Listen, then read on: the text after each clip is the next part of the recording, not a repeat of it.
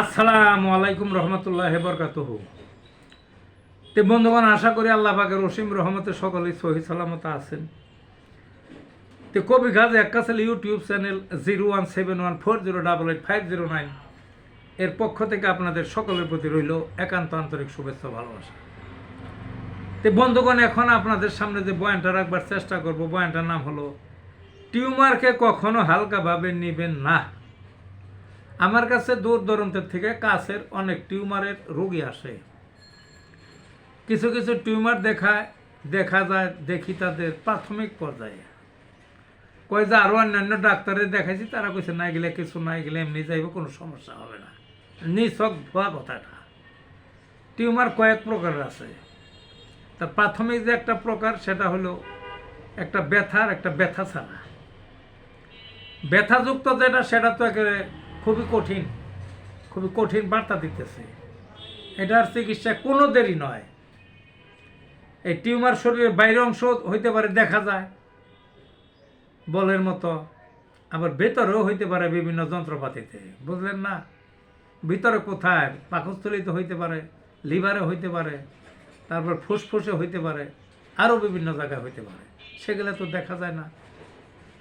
তো এক সময় দেখা যায় এগুলা যদি ব্যথা হয়, তাহলে পরীক্ষা নিরীক্ষা করলে বোঝা যায় কত ব্যথা হয় না। এক সময় দেখা যায় এগুলা চরম পর্যায়ে যে ব্রাস্ট হয়ে যায়। ব্রাস্ট হইলে আর বাঁচার উপায় নাই। ওই ক্যান্সার, মানে টিউমারের পরবর্তী ধাপ হইল ক্যান্সারে রূপান্তরিত হয়। কাজেই হালকাভাবে নেওয়ার তো সুযোগ নাই। ক্যান্সার হলে তো তখন জীবনটাই নিঃস্ব হয়ে গেল, মরার কাছে চলে গেলেন, বুঝলেন না? কাজেই হালকাভাবে নেওয়ার সুযোগ নেই টিউমারকে। হ্যাঁ, এখন যার একটা কথা, সেটা হলো যদি ব্যথাযুক্ত টিউমার হয়, তাহলে তাড়াতাড়ি ক্যান্সার হবেই হবে।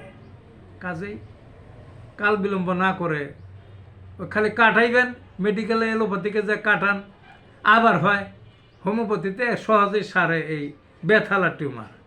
সহজে সারে, তো বেশ কয়েকটা ওষুধ আছে, এগুলা দিলে সহজে সারে এবং অল্প পয়সায় সারে, অল্প দিনেই সারে। আর যেগুলো ব্যথা ছাড়া, সেইটা নিয়ে হলো অবহেলা। অনেকেই কয় ব্যথা ছাড়া কোনো সমস্যা হয় না। ধরলাম এই ব্যথা ছাড়া টিউমার দীর্ঘদিন শরীরে থাকলে একসময় ব্যথা হয় এবং তখন আবার ওইটা ক্যান্সারে রূপান্তরিত হয়। কাজে টিউমার ব্যথা হোক বা ব্যথা না হোক, ব্যথা না হইলেও অবহেলা করার কোনো সুযোগ নাই। এক সময় ওইটাই ব্যথাযুক্ত হয়ে ওইটার মধ্যে ক্যান্সারে রূপান্তরিত হয়ে আপনার জীবনাবসান ঘটাবে। কাজেই টিউমার ছোট হোক, টিউমার বড় হোক, টিউমার ব্যথা হোক, টিউমার ব্যথা ছাড়া হোক, টিউমার যে রকমই হোক, শুরুতেই টিউমারের উপযুক্ত চিকিৎসা করবেন। হোমিওপ্যাথিতে আসলে টিউমার সহজেই মোকাবেলা করা যায় এবং সহজেই সারে।